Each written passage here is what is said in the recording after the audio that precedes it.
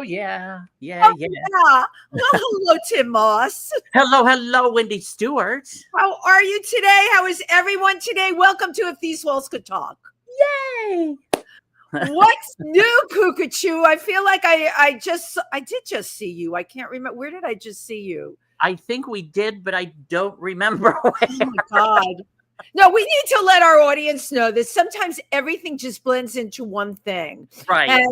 It does. And when you try and recollect what happened this has happened to me since COVID. I have to tell you, where my days blend into one, my events blend into one. Do you find that happening also, Tim? Oh, most definitely. And I'll be talking about something like maybe the Get Out Awards. I'll be like, oh yeah, we saw each other at the Get Out Awards, and it'll be like, honey, that was last month. You know, right? Like, oh, right. Wait, okay. I know. I don't know what happens, but you know what? We're all time travelers, and a lot happened this week. First of all, Barracuda, which has been around for 30 years, is a gay bar in New York, just closed. Yeah. And I went to the Saturday happy hour, not the Sunday closing, Saturday happy hour. By the way, our wonderful producer on here, Cameron Cole, is the DJ there, was the DJ there.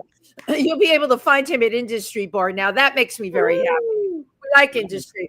But Barracuda was closing. I think what was so cool, if you could say anything was cool, so many of our friends, right, showed up there to support Barracuda. And it was really, really great. It was all family. The reason for it closing, they blew out the historical theater next door. They actually blew out a big portion of the block, which weakened the foundation of Barracuda. Tim, this is why it was closing. I did not know that. I didn't either. Cameron told me that. Wait, so theater, not the Joyce. No, the Joyce is on the Avenue. This is what Barracuda's on 22nd. So whatever that big theater was there, but it's like an entire block. And yes, to make room for more luxury housing. Condominiums, yeah. Right. So the foundations were weakened in Barracuda, and thus it's closing, such as that. But I wish they would, if they tore something like that down, to put back in a theater and a library, and things that would work for the community and for our hearts. How about affordable housing? How about if they're going to do something that destructive, put in affordable housing? I agree. But that that's a whole other topic. I'll tell you something though. It was ironic that after Barracuda, we found out at Barracuda they were screening this documentary about the Chelsea Hotel at Howell Gallery. So we headed over to there. So everybody knows the Chelsea Hotel, right? Yeah. Sid Vicious, Yeah, that's where he killed. The documentary said Sid did not kill Nancy. So there was a lot of information in this documentary. But again, we're dealing with like New York and New York's history, and history has a value, damn it, Absolutely. Again, the history is what brought us to where we're at, and will help us make the decisions on where we're going. Right, exactly. And you need to know your history, definitely. Really, really important. So, it was like, I don't know, one of those just cool historical New York nights for me. How have you been, Tim? Good. Actually, I went out this weekend. I went to see my friend, Francine Mancini. It was her. She wrote a rock opera about 3 women over 50 that got divorced, and it was a rock musical. And I had helped her promote it the weekend before. I hosted bingo for her, a fundraiser, and so I went to see it Saturday, and it was very fun. It was fun. Where is it, Tim? Where is it? Well, it's not that. It closed this weekend, but it was playing down at the church on Christopher St. John's. Yeah, where Tony and Tina's wedding used to be, and wow. It was. But I left before the last applause, right before the last applause, because I had my suitcases, because I had to get up and catch a bus out to New Jersey, out to my friend Lois and Doug's, where I we went up to Piermont and had a lovely dinner. Oh, beautiful. Yeah, beautiful. And then on the marina, and it was very nice. And then went back and we sat in front of the fireplace and just chatted all night. We hadn't talked in so long, and we talked about everything from how the kids and the grandkids are doing to how is your spiritual life and how and developing. And I mean, we talked we talked. And how did that feel for you, right? Your soul. Wonderful, wonderful, Filled, wonderful. right? It's such a connection, such a deep connection there. Right. Mhm. Well, you're bringing up a lot of things that we're going to be talking about today. Because our guest today, first of all, so I was at a gallery opening, and my amazing filmmaker friend Patrick Moray, who I know from the Explorers Club, he does films on tribal people in remote parts of the world. And Patrick, in his French accent at this gallery opening, comes over and he says, "Have you met the shaman?" I'm like, "Could you repeat that?" He says, "Roberta, the shaman is here, my friend. You have to meet her." I'm like, "Okay, absolutely." Because y'all know I hear shaman, my ears perk up. So Patrick brings me over to this incredible person who has been a psychotherapist over 35 years, who's obviously into diverse kinds of therapies. All right. She runs the Center for Relationships. She is just an amazing person. And we talked about shamanism and therapy and where people are at in the world. And you all know how Tim and I think. We now believe all of this needs to come together now more than ever to really, like you said, Tim, it's like we're hitting rock bottom globally, and we need to like open up to other things to bring us back. Raise our consciousness. Yes. Raise our consciousness and raise our spirits. Please put your hands together for Roberta Pughe. Yay! What a beautiful introduction. Thank you. Oh my God. It was just, so great meeting you under those circumstances. And I loved Patrick's, that was a great imitation of Patrick's accent. That was very good. Well, I have to have him, I don't hear well. I have to have him repeat things for me. And with the French accent, it's like repeated 2 or 3 times. But you know what? Actually, it's Dr. Roberta Pughe. It is, PhD. Correct? Yes. Yes, it is. Yes, it is. But we can call you Roberta today. Please call me Roberta. Yes. Yes. There's a long story about that, right? So my career. Yep. Bring it on. Tell us. Let's roll it out, Roberta. Well, it's a good story, the doctor part, because so I'll be going on 40 years, right, in 2026 that I've been doing what I've been doing in both private practice and inpatient and outpatient settings. So when was this? Back in 1992, my first son was born. So I had done all of my PhD coursework at that point in marriage and family therapy. Wow. And needed to do my clinical hours. I had my private practice then and my firstborn child. So I never got my dissertation finished. So I went through my career, a long part of my career, with what's called an EDS, which is a postmaster's. So I had my master's in theology, but was not officially able to be doctor. So I went back after my 2 boys were launched, had a second child along the way. And how old were they when you went back? Well, they were launched. So I actually defended my PhD in 2021. Wow. God bless you. With a family, with all of this, people don't understand the sheer amount of schooling, tenacity, while juggling a family. I'm sorry, but it's a lot. Yes. And they were launched by then, right? So they're now, my oldest is 33. I've got 2 grandchildren with he and his wife, and then my youngest is 30. Wow. So I decided, I went back to get my PhD because really I had discovered shamanism in 1996. So again, I began private practice in 1986. The first discovery, and I was mostly trained in what's called systems theory, which is understanding what it means to be human within the system of our lives, which is usually family of origin. And then that moves into sociocultural influences, what's happening in society and our culture. So correct me if I'm wrong. It's more the quote unquote normal stuff that people experience within their lives. Yes. Okay. In understanding systems, right? So if you think about, I like to think of it as like concentric circles. So if we as a self are in the center, then the next concentric circle would be the primary relationships of our lives. Got it. And then that moves out. Church could be another circle, community, another circle, global world, right? So there's all these influences that shape who we are. We call them environmental factors, right? They shape and influence how we develop. So that was my initial training, systems theory, and a master's in theology. So I knew when I was in college, actually, I was a sociology major with a minor in theology and psychology. Wow. So all the ologies have always really been my passion, right? And how did you skip I was cultural anthropology. How did you manage to skip that? Well, you had the other three, so you were in pretty good shape. No, but that's a very good question. Anthropology kind of is in there, mixed in there too. It is absolutely with shamanism, right? I think if I could have added the two more osophies, it would have been anthropology and philosophy.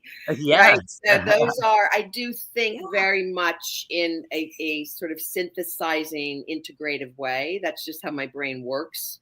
So I've been really, I guess the summary would be, I'm fascinated by what it means to be human in these bodies. And so I've discovered from many different angles. So I was telling you about finding Gestalt in 1990 after systems theory. And Gestalt is actually kind of the renegade. It's unfortunately perceived as the renegade in psychological circles. And if you can, just give a couple of sentences to define it for people. Yes. So Gestalt is among the somatic psychologies, which means we're interested in the body. Okay. So when I'm working as a Gestalt therapist with you, I'm helping you go into your body, awareness of your body, not just your mind, right? So the mind carries cognition, the beliefs, the thought, thought patterns, but the body. Doesn't it manifest through your body sometimes? Absolutely, right? So I say the psychology speaks through the physiology. Yeah. Right. There's Tim's point. I studied with the person that wrote the Mind-Body Connection. Yes. And I had chronic back problems that were caused by what was being held up here, as many people have chronic back problems. And yet when you look at their MRIs compared to people that don't have chronic back problems, the people that have these horrible MRIs have no pain at all. And the people that were in my group, you know, moderate stuff, but yet there was one woman in a wheelchair in my group. Right. Yes, that can be very debilitating. Right. So it's that mind-body connection thing. Absolutely. Absolutely. And with back problems, right? So this is part of what we'll get into in a little bit, but I later studied Kundalini yoga. I'm certified in Kundalini yoga. My favorite Kundalini is that beautiful snake and serpent behind you, Wendy, right? That's believed to sit behind the belly button in L4, L5. And that's where the life force resides. And to awaken Kundalini is to do certain breath work that awakens it. It travels down into our root and up to the crown of our head and down like the infinity symbol, the figure 8. And that's working with life force energy. So there are those who say when we have back problems, if you do breath work to specifically work on Kundalini awakening, that can sometimes help. Wow. Yeah. So it's fascinating. But anyhow, I'll tell you. So the progression. I can feel that. Yeah. I can feel, The progression, right, in Gestalt 1990 is going into the body. So now the terms mindfulness brings the terms of self-regulation, right? That's really coming from Gestalt. Gestalt is rooted in the here and now moment. So if you were to come to me, I wouldn't say to you, so tell me about your childhood, right? I would stay in the here and now moment with you as your therapist, with the belief that you as an organism have completed on your own what's prior to this moment. What you'll bring to me in this moment is what you haven't resolved as an organism. Wow, yeah. Right. So it's the unfinished Gestalt. Oh, I love that. Yeah. I know, but it's that unfinished that can be causing you all your problems. Exactly and right. Sometimes it's hard to identify those because, like, for myself, I'm 63 years old. I've been walking around with these things for 63 years. It's almost like I'm blind to it almost, you know? Correct. But the Gestalt would say, right, that Gestalt theory, that there's much you have healed and can heal. Oh, yes. By ways other than just therapy, good, healthy relationships, art, nature, right? So what isn't healed and what is seeking to be healed will show up in the here and now moment. So that's 1990, brought me into my body. I brought clients into their bodies.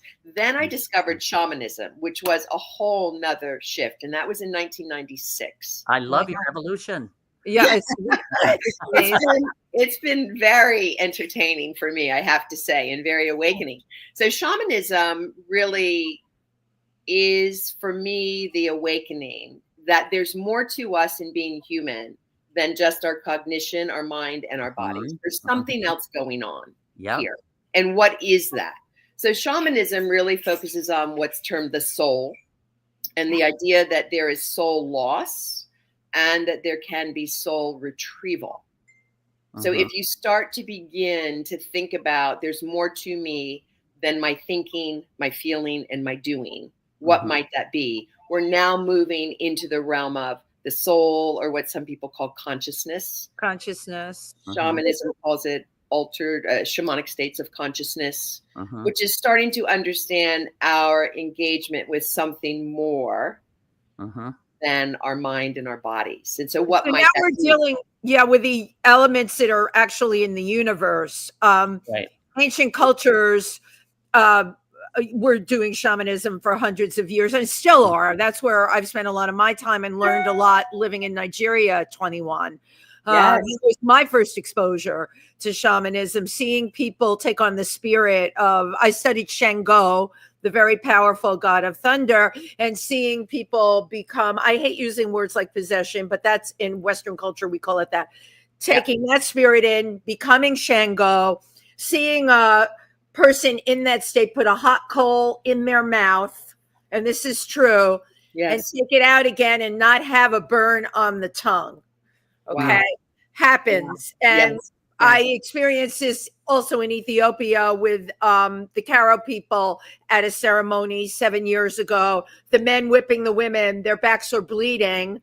We were part of that ceremony. Nobody whipped me. I wouldn't have let them near me. I would feel pain. Those women did not feel pain. They were jumping up and down with their bleeding backs and laughing. And I have told people this, and they look at me like I've got two heads. So I'm sharing this with both of you today. It's very real. And it's hard to make sense of it, right? So hearing these stories, those people in those cultures make meaning from that. That's a narrative that's a cultural narrative, right? A cultural narrative. I love that. So the cultural narratives hold purpose and meaning for the people of that culture, right? It's a story that they collectively talk about, and it gives them, we could say, empowerment.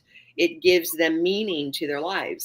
So what I've noticed, my interest now in what we're talking about today, shamanism in our country, in the West here, is associated very often with ayahuasca and all the psychedelics. That's the microdosing. Yes.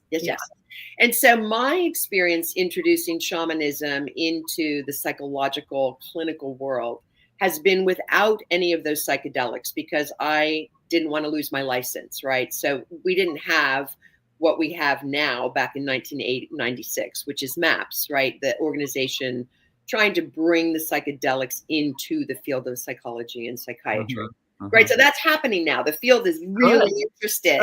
Really interested in expanded states of consciousness. But my work has worked only with the frame drum, beating 4 beats per second, right? Which takes the brain, the research shows, into theta brainwave activity. Or the rattle. Right. So throughout many cultures, the frame drum is typically used. Absolutely. So is the rattle. And the rattle, you know, in Native American culture. Yes. Can you tell us how that affects the body and the mind and the soul, like the vibration? Yes. It's all about the vibration, correct? Absolutely.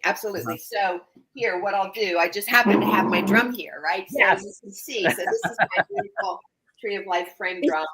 Jim, that's gorgeous. Look at that drum. And so the idea is that you're making noise, right? So it's not uncommon if you go and you notice, like in worship services, right? There's the invocation that many denominations will do, right? So whether it's in the Catholic Church, the incense, right? And the chanting, right? But there's always what's called the invocation. So that's exactly what we're doing in shamanism as well. It's the invocation, where we're saying, we're calling out to the spirits. Invoking. And saying, invoking and saying, come. Yes. Come and join, circle with me, circle with us. Mm-hmm. So specifically in shamanism, the frame drum is 1, 2, 3, 4, 1, 2, 3, 4, 1, 2. So it's 4 beats per second. So I'll let you hear that. So just notice as you hear that beat, what starts to happen, what I say to people is the monkey mind, as yogis call it, right? The busy brain. It can't function the same way. It starts to sort of shut down, right? The analytical frontal lobe, like it just can't think the same way because it's like this beat just carries you away. So the research shows that it's theta brainwave activity. Wow. And that can actually encourage an altered state. Yeah, because I started feeling something here, some weird energy going on here. Yes, it's amazing, right? That altered state. Let me ask you something. This is so interesting, by the way. It's fascinating. While you were saying that, I've spent a lot of time in drumming circles in Africa. There's something about that drumming that completely I can feel from head to toe. Yeah. How does that differ? I have a hard time often when I'm trying to meditate, clearing my brain to do that. I don't know, Tim, do you experience that? Like your brain is cluttered and yet with the drumming, the minute you started to do that, I found myself, right? Yeah. I'm the same, Wendy. I have a really difficult time with what's called stillness. Yes. So in paths of meditation, right, you've got stillness or you've got movement. So in a shamanic path, right, and in the path that I teach in embodied enlightenment, you can go either direction. Yeah. So paths of contemplation, you can move into stillness and try to sit and work with stilling the mind and quieting the mind through the breath, or you can move. And drumming helps, and the rattle helps, right? And chanting helps. So there are those people, I'm certainly one of them, that finds meditative acts easier through movement. Oh my God, totally. This is so enlightening for me because I'm constantly thinking, am I so stressed out that I can't turn my brain off? Tim, if you remember, you gave us what's wrong with me? What am I doing wrong? And that just adds to the loud voices. Yes. Tim, if you recall, during the pandemic, we did that meditation with you. It was like a series, and we had a journal, and it was helpful. But I had a really hard time. We would on YouTube, we had the video and everything, and I wanted to do anything because the pandemic was so destructive to me, and it helped, but I could never reach. I just felt for me, I was missing something. Yeah. So it's good to know. It could be really liberating for you to start with a path of movement. Right. And then sometimes you can move from movement to stillness. Right. Ah. It's amazing how that works. So if you just allow yourself to move, start with movement and what kind of movement? Like I don't. Just arms. That's one thing. Arms and dancing is certainly like just free form movement. You can put on any music that. And we know that Wendy loves to dance. I do. I totally love to dance. Okay. So that's wonderful. But you can also, if you want to work with the frame drum, you can buy these nowadays on Etsy. And you can just sit. So if you notice, I'm just sitting in my chair and you can just start. I like to sort of put my face in it. Yeah. If I notice, let's say I've had a really rough day with clients or for whatever reason, I'm a little agitated or a little, whatever it is, right? Hyper arousal, right? Not in my window of tolerance, we'll say, right? Just drumming. And I get my face right in there. Wow. And then I drum. And then the body just starts moving. So what you're doing really is moving into what we call your instinctual knowing, your instinctual body self. And you start to kind of just feel it. So you start moving in a way that allows you to release and then retrieve something. This is shamanistic terms. So it's what's called release and retrieval, And there again is that figure 8 of movement. The serpent behind you, Wendy. Right. Great. You're always looking to release and retrieve, release and retrieve, release and retrieve. And that's how we learn to actually alter our state.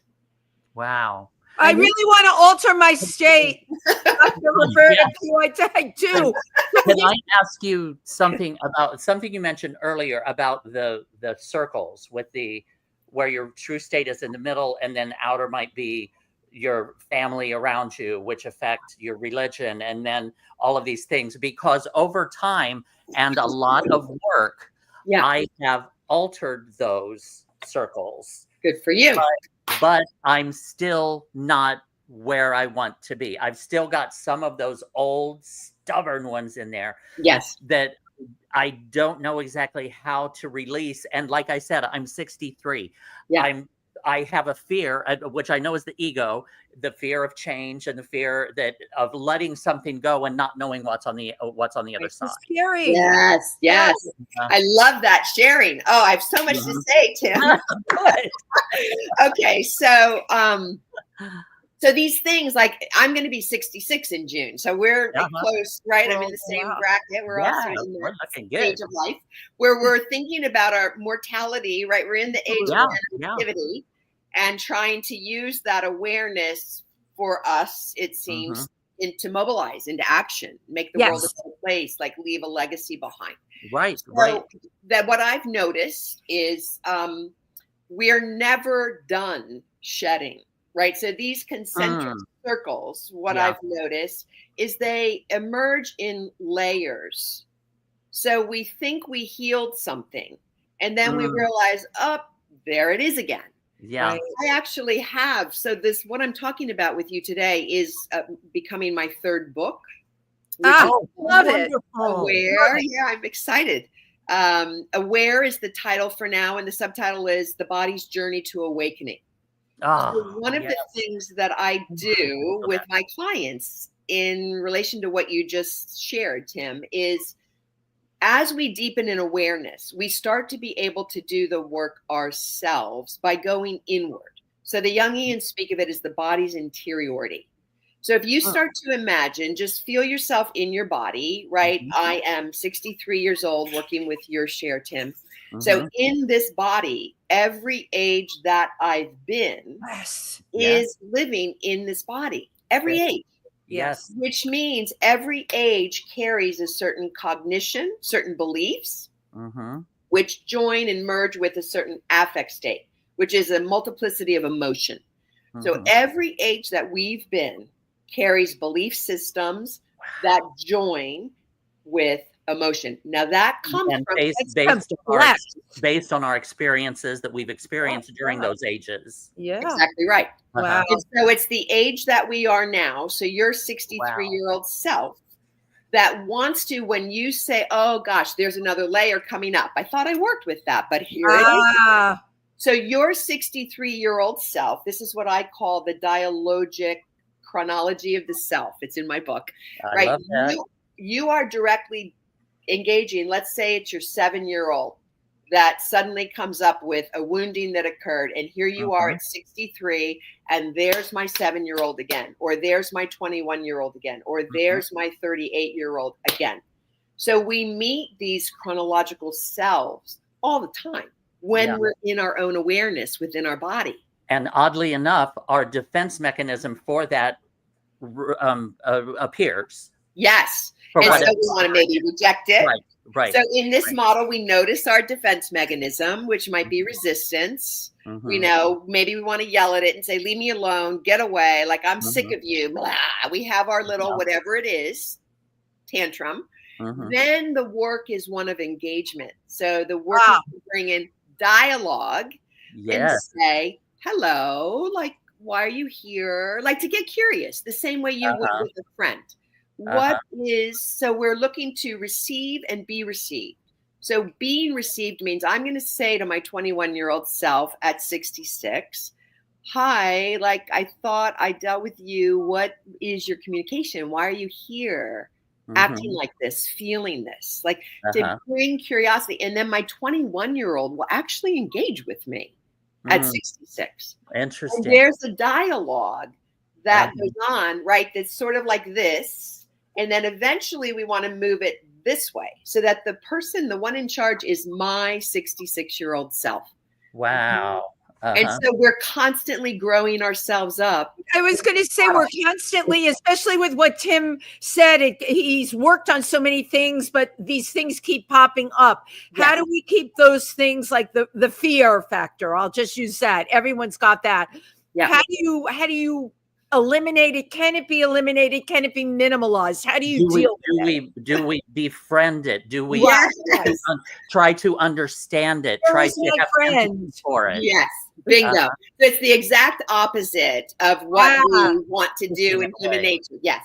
I don't want to be afraid right now. Go away. But it's a very opposite thing. If we bring in our curiosity and our compassion, that's to actually get to know it and understand it and have it talk to us. These affect states carry ages of our past history. They carry stories. And they want to talk to us. It's amazing. There is so much information that they want to share with us in the name of healing, in the name of growing us up into be our So are we embracing this feeling? Or let's just say the 21-year-old self, a fearful thing that comes up. Give us some dialogue. Like if we were writing a script, give us a script. Like there's like something that from my past that might have been painful that I'm trying to avoid, that I don't want to, I don't want to feel that pain again. Yeah. So the first thing we try to do is feel the pain, like embrace the facts. So awareness would say the pain is here. I am in a memory of pain. And so then the awareness tries to understand, how old am I? What age is this? Like I'm 21. Oh, I finished college and I was trying to launch myself, and then what was going on at the time? Right. And so you try to go into the memory exactly what was going on at the time. What's the context? So you're trying to flesh it out a little bit. And as you flesh it out, you realize there's a narrative there. There's a voice, there's feelings, there's an age, there's a story. And very often there's a picture, like a movie. If you start to open your interiority, there's like a movie reel there. And you see the memory, you see the age, you go in and with all your bravery, every ounce of courage, and you feel it. And but you're doing that as your 63-year-old self. Right. So you're coming in the age that you are, bringing awareness to that age that you once were, that needs your embrace. And so you let that 21-year-old tell me the story. Like, what are you remembering? I mean, it's very moving. And they will remember, and they will show you the movie, and they'll have words and they'll have feelings. And that age that you once were is very alive within you. And that is very much within ourself. Yes, and exactly. That's where it would be. Part of who we are. Right. Exactly right. So Gestalt theory calls this the multiplicity of the self. So I just expand that theory a little bit into what I call the chronology of the self, which this has all just come about from 40 years of sitting with people. I mean, I've been sitting with people 40 years. It's really hitting me. No, that's a lot of stuff. That's a lot of stuff for you to be taking in and giving back, and and helping them heal it. Volumes. Yeah. But the shamanism, your interest in shamanism started 10 years after you got into practice. I'm curious about that. For me, I was born with knowing that. Just always knew I would go to Africa when I was 21. I grew up in the Bronx, and my mother thought, "What is wrong with you? How are you going to Africa when you're 21?" I did it. Okay. That's amazing. College program, because I connect with that. What was your epiphany about shamanism 10 years after you were in practice? Yeah. How did you discover it, and what was the allure? Yeah. What was the lure? The lure. I do believe, I mean, I actually speak of it that it found me and called me. I mean, I would not have picked this for myself, actually, because I'm just a renegade in my field of psychology. I, as you said, my first book was sort of pioneering ideas that weren't being talked about at that point. So it's been kind of lonely to, be on this path, but it is the path that I feel has called me. And so I must, and I do follow it because I'm a firm believer. I see that it works. So now what I want to do is bring shamanism into the field of psychology. I'll be speaking at the American Psychological Association, really inviting the field to look more at the discourse of the soul. Right? Psychology is the study. That's challenging, Roberta, because there are going to be a lot of people that are going to judge you on that. Yes. Oh, they already have. Right. Yeah. They already have. Simply because psychology is kind of known to begin and end here. Absolutely. Right. So if you look at they're talking about the whole thing. Yeah, but you know what's fascinating, right, is if you look at psychology as a discipline is a very young field. It's over 100 years young, right? So it was in 1890, Wilhelm Wundt was the one that actually used the term for the first time and defined psychology as a field. He was a philosopher. And so was influenced by the Greeks, which all the Greek philosophers were talking about the soul. They define it differently. Right. But the soul is common in philosophy, right, to be discussed. Then William James comes along, early 1900s, talking about the soul.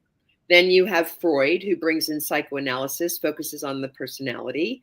I'm just kind of walking you through very overview. Timeline is great. Timeline, right? And then you have behaviorism. So the field is trying to look at what does it mean to be in these bodies, and they're approaching it through initially the soul, then consciousness, then the personality, then behaviorism. Family systems was in the 1950s. Then in the 60s, cognitive behaviorism, so thinking, cognitive, neuroscience, right? Finally studying the brain. And now I'm saying, if you look at that whole timeline, now it's time to return back to where we started. We started talking about consciousness and the soul back in 1890 when the field was first defined as a discipline. So it's really time to bring it into the discourse of psychology in an academic way. I'm sick and tired of being described as wooey wooey, having so many of my colleagues who just woo woo. I'm not alternative. I'm not wooey wooey. I'm not granola. No, you're not. I really want this grounded in solid theory and researched. Because what I can tell you, it is real. Like when I do. So what happened, to answer your question, this is a long circuit. No, but it's filled with information. Keep going, we're on a roll. You asked about shamanism. So I was working with a psychoanalyst who was a shaman in Watchung, New Jersey. And she came to the women's group, a women's professional therapist group, and did a little thing about shamanism. And it just drew me in. So I then studied with Michael Harner. So he's the one that wrote the book and brought shamanism to the West. He studied all the different world cultures of shamanism. Wow. So he was my initial teacher.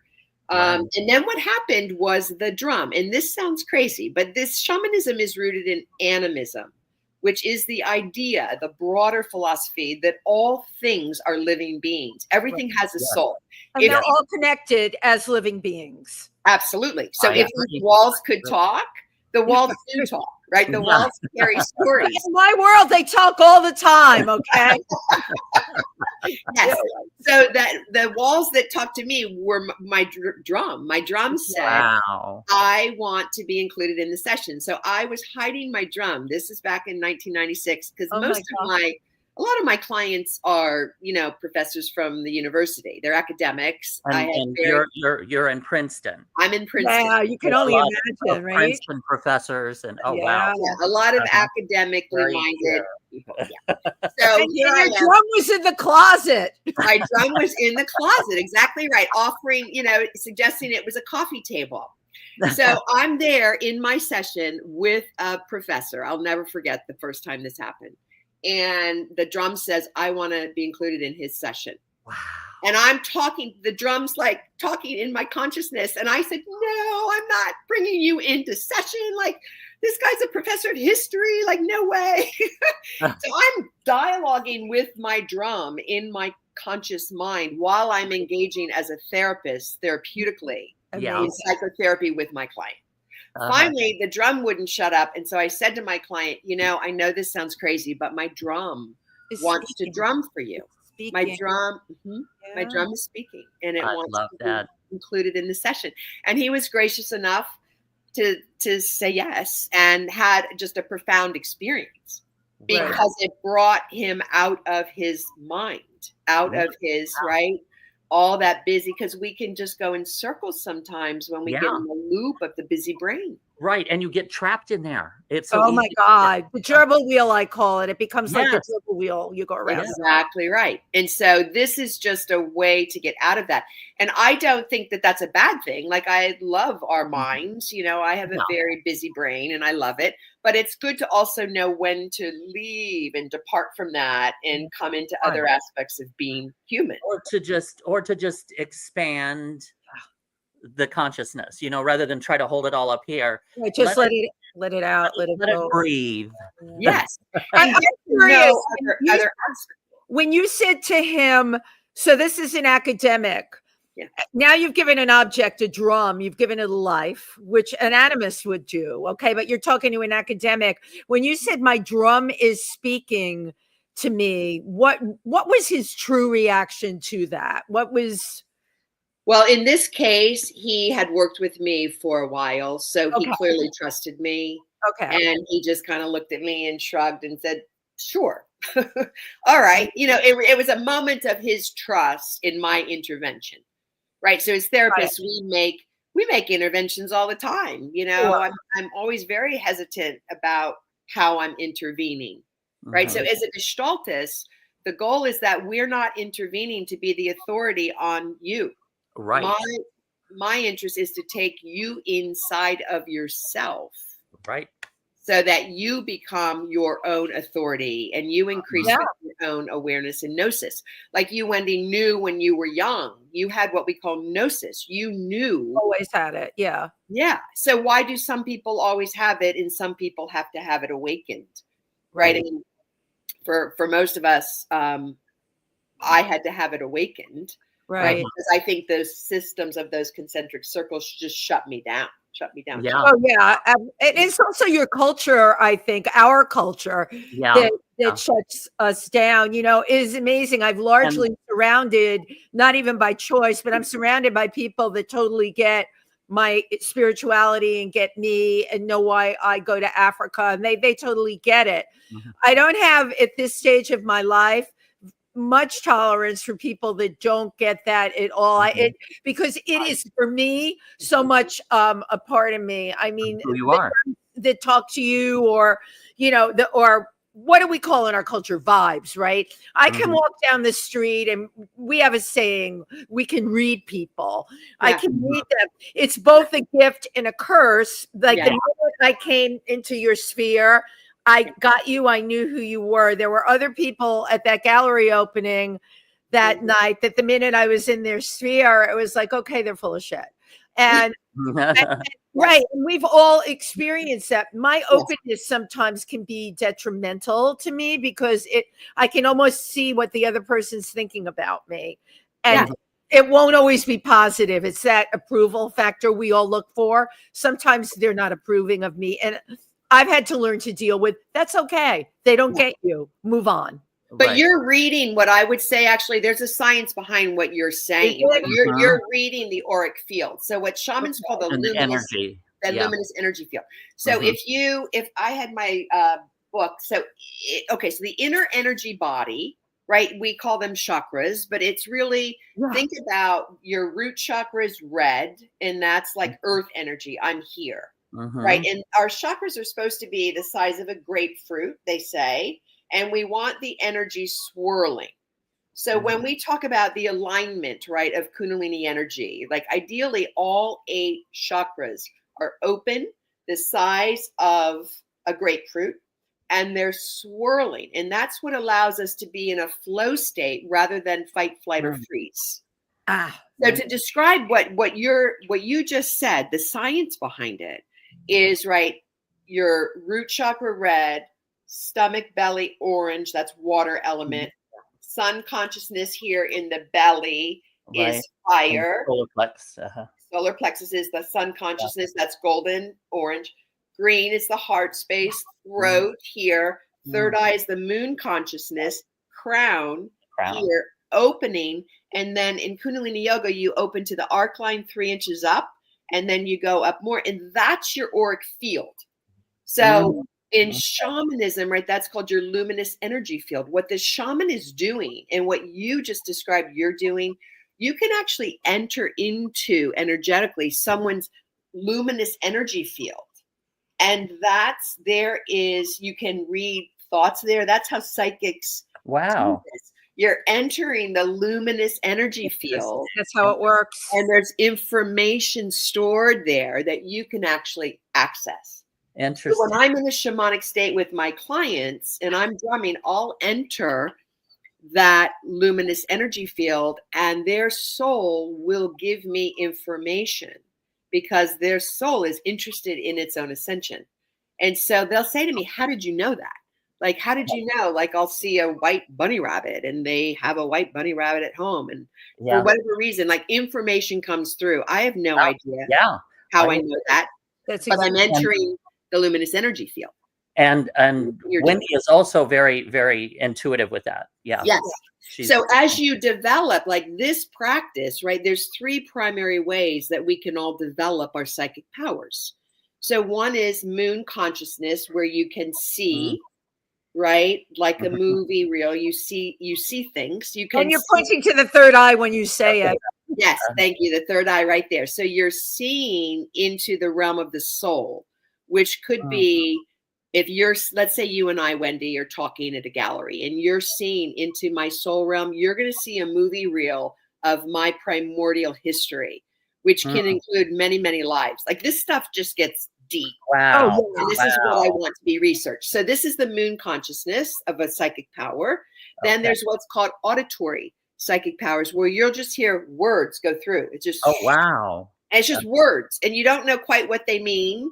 But the more you practice discernment and you try to hone your skills, this is a psychic power of auditory knowing, auditory gnosis, it's called. And then the third psychic power is visceral. So your body has some wave of knowing, and you don't know, but you know. Like the hairs go up, that's saying the hairs went up on the back of my neck when I met this person. Yep. You have to, right, Tim? You got to pay attention to that. Yeah. I have 3 things. One is Dr. Roberta Pughe. Thank you so very much for being on the cutting edge and the forefront of this, of sharing this with the world, because it is a science. Yes. It is not necessarily viewed by many as a science, but it truly is a in the scientific realm. Correct. Absolutely. Secondly, I just wanted to say about the professor, the Princeton professor, that was so cool of him that he even agreed to that. Yeah. Agreed. Because that opened up your whole future right there. Just the fact and that it was pulling you to include me. And the fact that you said, I want to bring this in, and he was open to that, that I love him for that. That was very cool. Absolutely. And just real quick, the third thing, a couple days ago, I was on the subway. I'm riding on the train, and I'm reading the book of a friend of ours, Jezebel, had written, and it's called The Freedom to Love. The Freedom to Love. The Freedom to Love. Yeah. And this tall man comes and sits down beside me, and I'm just reading. I'm not paying that close attention. And a few minutes later, he just gets up and walks to the middle of the train and starts singing. And he wasn't asking for money, wasn't doing anything. He just started singing. Wow. And then he came back and he sat back down. He goes, "Oh, excuse me." I said, "Oh, it's fine." And after a couple minutes, he goes, "I just have to tell you," he goes, there's been something on my mind all day about love, that says about love. And he said, I saw what you were reading and the word love popped out at me. He goes, I was not planning on singing when I got on this train, but he said, I felt like something told me I need to get up and sing. Somebody needs to hear this. Wow. I love that. Right? Okay, right. So that was a shamanistic. No, that was a powerful moment. Exactly really. Okay, so that's a moment, right? So in Yaden and Newberg's research, right, they talk about spiritual experience. So there's 6 different types of spiritual experience, but apparently most people prefer spiritual experience as language as opposed to synchronicity or revelatory or mystical, right? There's all these different right.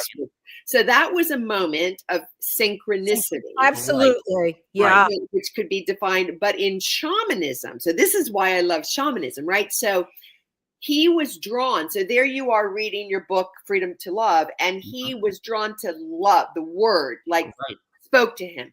Of all the things that he could have been drawn to on the train in that moment, it was that word that somehow he engaged with, that engaged with him earlier that day. Triggered. It triggered. Boom. Right. The moment happened, right. Which probably inspired him, inspired you, inspired everybody on the train. Like, so that was like a synchronous moment that alters the spirit. Like we are not the same when these things happen. We're altered. Yeah. Because I had told him, I said, you know, that there are a lot of times when, because then we got into a good conversation, and I said there are so many times in life when something might seem weird or like, you know, why am I being nudged to do this? But go ahead and do it. That's your instinct, and you may not even know why. Why you do these things, but somebody over on the other end of the train might have had to hear that. Or that is so cool what you're saying. And this gets me back to Tim, what you said earlier about the concept of fear and the fear of the unknown. And the spiritual term is the leap of faith, right? Yeah. So this idea that we're compelled, and this to me is the soul's communication. So I say in my CD that came out in 2015, the soul lives by the laws of a different land. Absolutely. So the way the soul likes to speak is by that nudging, and it makes no rational sense. There's the pillars aren't in place to take the leap. There's no rational sense based upon those circles. Right. They'll tell you, no, you can't do that. You can't do that. Yeah. But there's a reason. There is a reason. And it's ironic that Tim brought this up because Jezebel, this is what, her fourth book, Tim, or fifth? Well, this is her second out of four that she's, I'm sorry. It is her fourth. I forgot about the other two previously. Yes. Right. Jezebel is also, for lack of a better word, religious leader too. And drag queen. I've had her on my show, my other show, and I am completely convinced that Jezebel's books are great. Absolutely. And really, literally, a first-time person with not the kind of training that people have had that write these kinds of books. The book before this was an actual devotional. Right. Nice. And then there was a novel and a prayer at the end. Right. And a drag queen that wrote this got so much from the right. But like all over the world. And then a novel called Blood Rouge about the Nazis in Germany and what it meant to be gay. I bring this all up. I met Jezebel through Tim, but I'm convinced from the very first time I interviewed Jezebel, there's a total and complete channeling that's who Jezebel is. Love it. And when I met Jezebel only once or twice in person, and I can tell you that is not overt about Jezebel's personality in person. What comes through the printed word is like a whole other thing. Very, very interesting. So it makes you, I'm sure you told Jezebel that you were on the train and that happened, right? No, I'm going to tell. She's going to be one of our guests next week in Loose Lips. Yeah, that's going to just that is so cool, though. But that's the power, right? That her energy is on that printed page. It's like Jesus, right? So when Jesus, do you remember the stories like in the New Testament where people just wanted to touch his robes? Yes. So the idea, they wanted to be in his auric field, I now believe. So when we are in the energies of someone's energetic system that has transmuted through the auric field, it actually carries waves potentially for healing, waves of construction or waves of destruction. Absolutely. Great waves of, so her book, was carrying an energy, and so were you, Tim, and that communicated, and it all came together. That's a moment of synchronicity, we call that. Yes. And so that's the impact we can have on one another to actually elevate into a higher, right, evolutionary state. Absolutely. Which is, I I'm think, curious, like when this person started singing out of left field, he stood up and sang in the subway.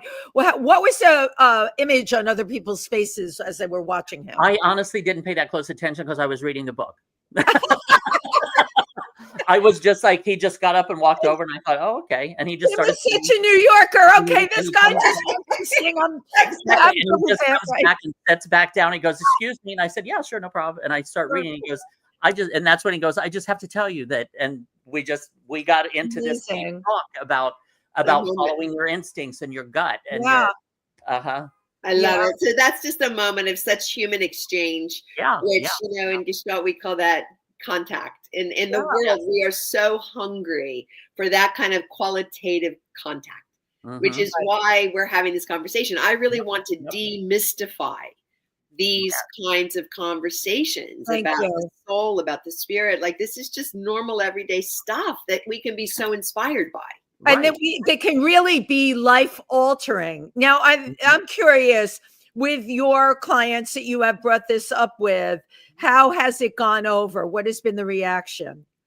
I would say 3/4, maybe even moving toward like 90% of my clients love the integration of this. People are searching. That's my point. They're looking. And I'm known for that. I do have a small percentage. They know I do that stuff. They're like, I know you do that stuff, but I don't want to talk about it. They're probably in here. Call it that stuff. That's stuff that you do. They're influenced by those circles. Yeah, but I mean, they're still seeing me, you know. Fine. Yeah. I find it funny. Like, they're still drawn to me as the therapist, and there must be, gosh, over 500 therapists they could pick in this town, maybe even thousands. Who knows? Right.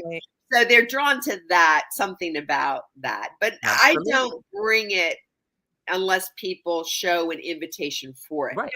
So what I do see is a lot of people will have a particular dream or a daydream, and they don't know how to make sense of it. People are really confused by psychic information or soul content. They don't know what to do to interpret it, to understand it, to make sense of it. And once you start these practices in dialoguing with your own soul, there is such a wealth of information there for internal support, right? That allows you to move through the world really differently. Yeah. Right. A whole nother, like a whole nother plane. Yes. No, exactly. Because I personally believe, and I was joking with you, therapy ain't enough anymore. We have reached a whole cosmic level where we have to bring out the big guns. Exactly right. And that's shamanism. And also in my case, because you brought up dreams, I have two feelings about dreams. They definitely can be psychically interpreted and used. And they can also bring you to the other woo-woo area, although some scientists are studying this, the parallel universe, which we have now come out and said there are parallel universes out there. We now have a telescope that can look into galaxies. Once you can scientifically say a telescope can see past galaxies and future galaxies, this really confuses people. I have always believed, and Stephen Hawking did too, there are parallel universes out there. Yeah. You can't deny that that's happening. So I think, like, where you're starting with shamanism, I think that this is just the beginning of opening up a whole new universe for those of us who want to accept it. And that's you certainly are been on my the leading edge. What was that? Yeah, thank you for that, Tim. What I notice is it just keeps opening. Like, and it keeps expanding and expanding and expanding, which is why I want to bring some research to this. I mean, I'm interested in finding some labs that want to really like study me with participants drumming and look at these shamanic states of consciousness and what it actually does. We know that it can increase vitality. It can help with depression and anxiety. Like, there's limited research about these things, but we need more. Right. If you're going to do it scientifically, they do, and I forgot what you call it, but they put the electrodes or electronic.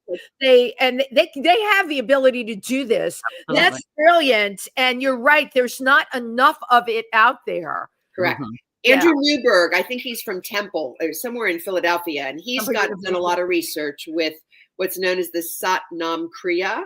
Okay, the Kirtan Kriya. It's from Kundalini Yoga, actually, and it works with, you do the fingers sa ta na ma, sa ta na ma, and it's actually so the thumb sa, S-A-A, and then the next finger ta, T-A-A, ring finger na, N-A-A, ma, M-A-A. So sa, ta, na, ma, and you're looking up at your third eye and kind of directing the energy up the crown. And the Sat Nam is Sanskrit. Sat Nam, Sat Nam. You can say that when you're walking. Sat Nam, Sat Nam. And you're calling in the soul. You're calling in my identity as truth, which is my soul. So he's done research with that, and it shows the different brain circuitry, like, actually changes. Yeah. When you do 3 minutes. 3 minutes is it? Wow. 11 minutes is ideal, but 3 minutes. There's so little that we know about the brain. This is all going to be such an area to explore. And I love it. You're really on the cutting edge of it with what you're doing. Absolutely. No, I really love talking about this. I mean, I can go on. And on. Can we do like a little drum? Absolutely. Yeah. Like a 5-minute drumming thing, if that's okay. I would like to see where I go with it. Well, 5 to 10 minutes. Absolutely. What is the name of the snake? The serpent. So the figure 8 in Celtic shamanism, which I draw from, it's the luminiscate. The luminiscate. Okay, so because I want to invoke the luminescent and to effortlessly free up my energy. Beautiful. So I'll walk you through that. Okay. Right. And so saying that, so just bringing that intention, right? So each of you there in the audience, just find your intention. So what are you bringing? So Tim, you're bringing, I want to awaken my luminiscate, which is the figure 8, to open up my 8 chakras, right? So there's your intention, opening up the 8 chakras. So imagine you're traveling with your breath all the way down into your root. So you're breathing your breath all the way into what's known as your root chakra, and you're breathing it all the way up to the crown of your head. So you're breathing into your root, in through your nose, out through your nose, loosening your jaw. Imagine your body's interiority, right? So you've got a front body, a back body, and 2 sides. And it's like the trunk of that space is opening to receive your breath. So you're breathing in the earth breath, in through the nose, out through the nose, sending the breath into your root chakra. I am here. I am opening in my earth energy. Imagine that energy swirling the size of a grapefruit. Color is red. Moving into your belly, the water element, breathing in through your nose, out through your mouth. Breathing in through your nose, out through your mouth, awakening that water element of emotion. The color is orange, and you say, I'm opening like that grapefruit, opening, swirling with energy that's receptive. Moving into the 3rd space, the fire element, breathing in through the mouth, out through the nose. That's your sun consciousness, golden orange like the sun. And the fire element here is breathing into will, strong will, courage, bravery, strength. And imagine it like a fire opening up into your heart space. And the breath there is in through the mouth, out through the mouth. I am love. I am open to receiving love. I give love. I receive love. And you're opening your inner energetic body. Opening. Moving up into the throat space. Returning to that earth ether breath in through the nose, out through the nose. And then moving up into your moon consciousness, your 3rd eye, earth ether breath in through the nose, out through the nose. Moving in the moon consciousness, my ability to see into the invisible world, my ability to lift the veil and move into my psychic powers.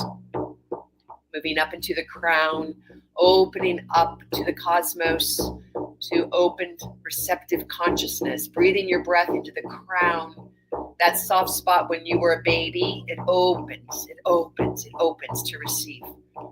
Going up, breathing your breath up into the arc line, 3 inches, and further up 3 more inches into your auric field, filling that space, imagining you're inside of the golden sun or the white full moon or a golden egg, and fill your auric field with your breath. Feel yourself expanding from your inner energetic body out into your auric field. Your energy's moving into the auric field, and it's moving from the crown to the root. Now call in that figure 8. You're going north to south, south to north, east to west, west to east, and then it starts moving diagonally, and you're opening. You're releasing any energy that's no longer needed, any old stories no longer serving you. Give them to the elements, earth, water, fire, air. I release you. I let you go.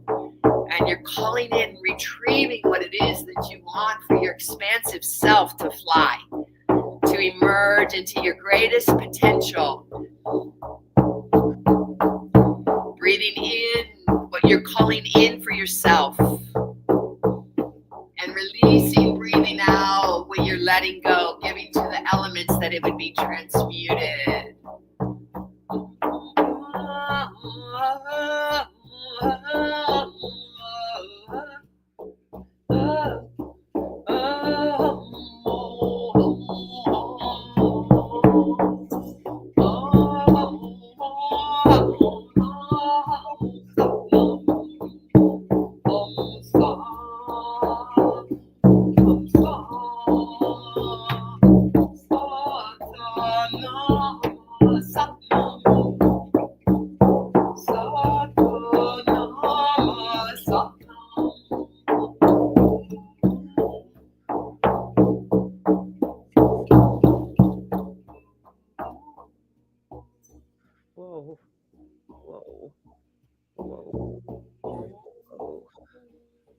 Just calling in to your body, inviting your soul to be at home in the container of your body.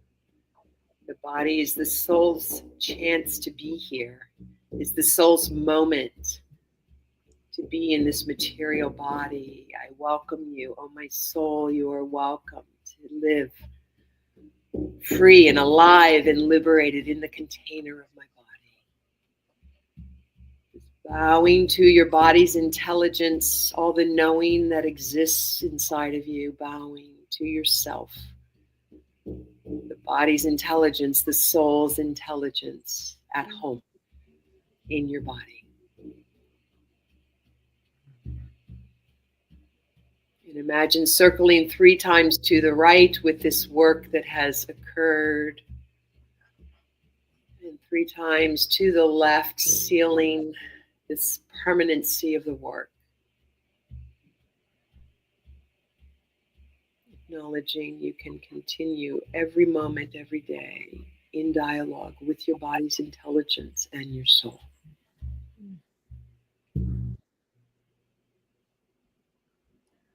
Wow. Slowly, slowly coming back into the room.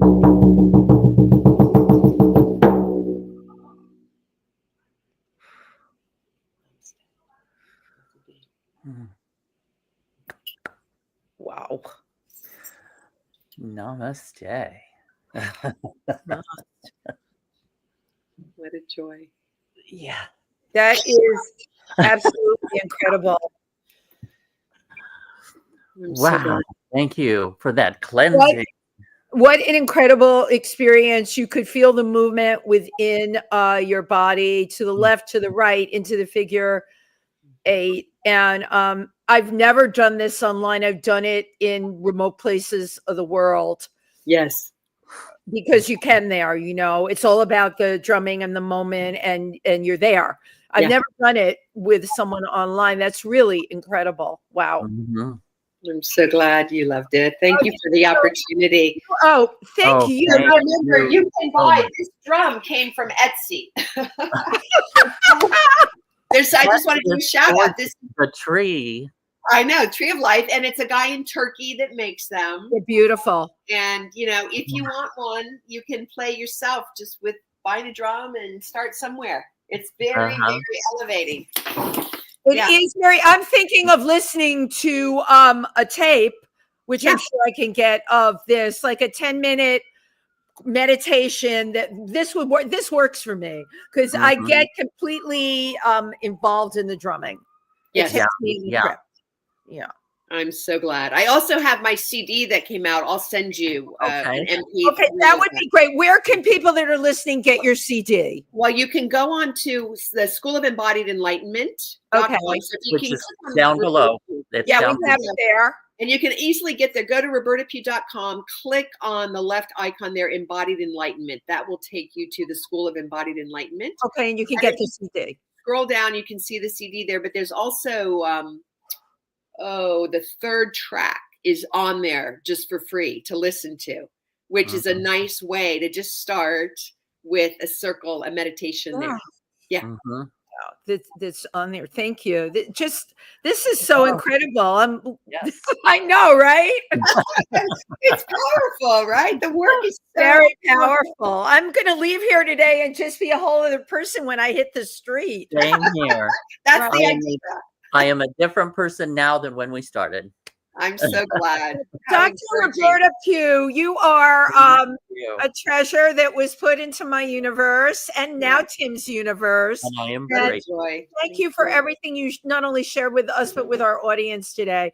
This was very, very special. We have a couple of comments from 3 amazing women that I adore on here. Suze Genero is an incredible designer and spiritually enlightened. Laurie Towers, another one, very evolved. These are such powerful tools, she says. And Rose Trentman, of course, exists on a higher plane, who I'm going to see her tonight, sending love to all of you. I hope that all of you are on and you can listen to this, of course, after. This was just incredible. I can't thank you enough.